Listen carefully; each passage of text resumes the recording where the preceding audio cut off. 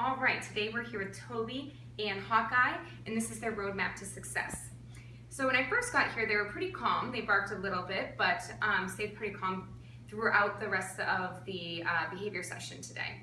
And one of the primary concerns was actually just making sure that the dogs had some good structure and were looking to their guardians for direction and leadership. So I'm kind of coaxing them over here. I've got some yummy turkey trainer treats. These are really great. They are very motivating to dogs. They have strong odor. All right, so the first thing that we did is we worked on, talked about how to help with resource guarding.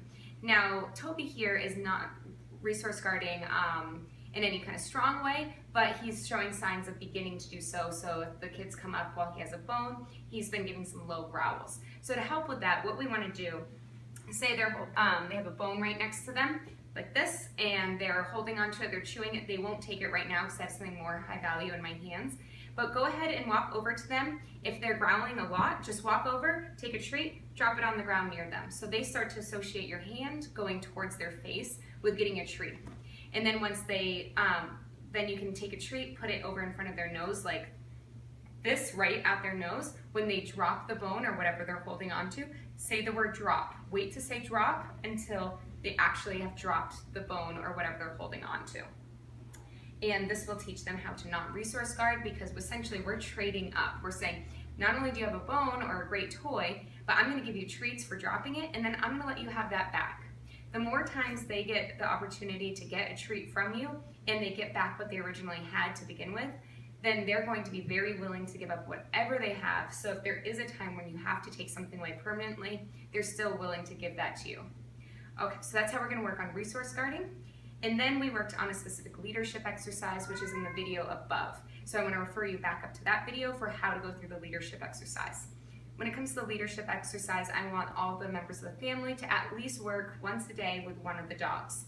I would encourage, just as a tip, to have the parents pick one dog a day, have the kids pick another dog that day, and then you switch for the next day. That way the dogs get at least 2 people a day working with them. If you have extra time, go ahead and work with both dogs. That will never hurt. But if you're pushed for time, pick one dog, and that was demanding attention by putting his paw over my leg, so I was just disagreeing with him.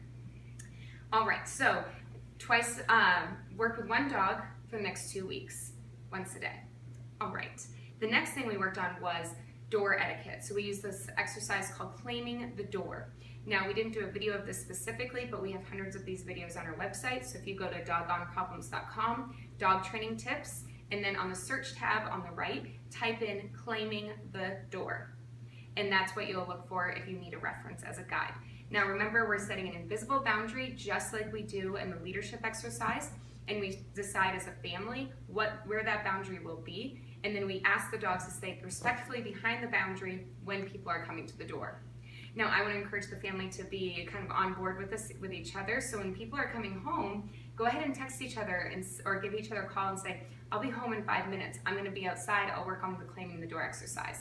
If you do this once or twice a day over the next couple of months, your dogs will get to the point where they don't really care who's at the door, and they'll just maybe lift their head up and be like, okay, fine, somebody's here. We're going to essentially get them to be habituated, and they'll be desensitized to the noises and having someone come in. And it takes the responsibility from them away, so they can start to trust you, look to you for guidance and leadership, and know that you're in charge of the door and who comes in and who comes out that door.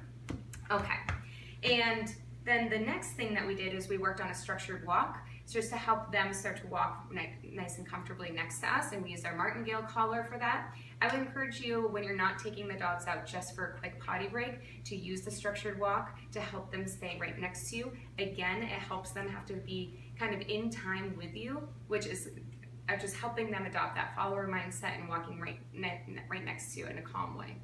And the last thing is to make sure that you're enforcing the rules and boundaries that we talked about. Use the structured feeding exercise that we did right before shooting this video. Make sure that the dogs are not on the furniture for the next 30 days or until the behavioral issues have been resolved. And to have them be sitting before going outside of the door. So before going outside, always ask them to sit calmly before going out. All right, remember that everything you do trains your dog, only sometimes you mean it.